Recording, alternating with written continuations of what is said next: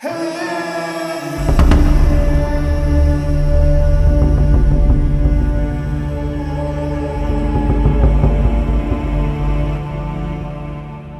রাতে সীমান্ত পেরিয়ে অবাধে বাংলাদেশে ঢুকছে মিয়ানমারের শত শত গরু মহিষ।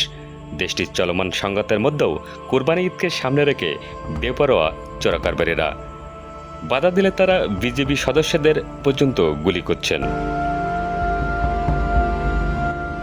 স্থানীয়দের দাবি, চোরাকারবারের মূল হোতা কয়েকজন থাকলেও তাদের নিয়ন্ত্রণে রয়েছে 2 শতাধিক সদস্য।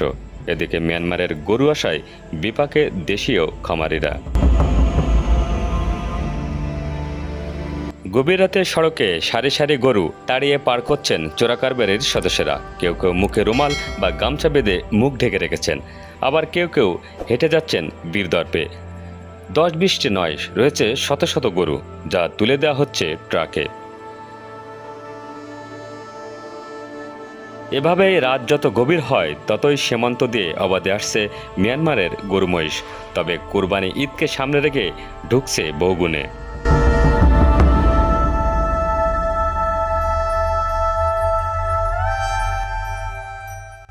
স্থানীয়রা বলছেন, নাইখাংছড়ি সীমান্তের কালাচাইন্দা, বামহাতিছড়া, ফুলতলি, ভালুখাইয়া পয়েন্টগুলোতে সক্রিয় চোরাকারবারীরা। তাদের হাতে রয়েছে অস্ত্র।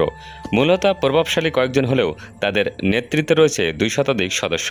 তারা প্রতিদিনই শত শত মিয়ানমারের গরু মহিষ ও ছাগল সীমান্ত দিয়ে অবাধে নিয়ে আসছে আর মজুত করছে কক্সবাজারের ঈদগাঁও, ঈদগড় ও চকরিয়াতে।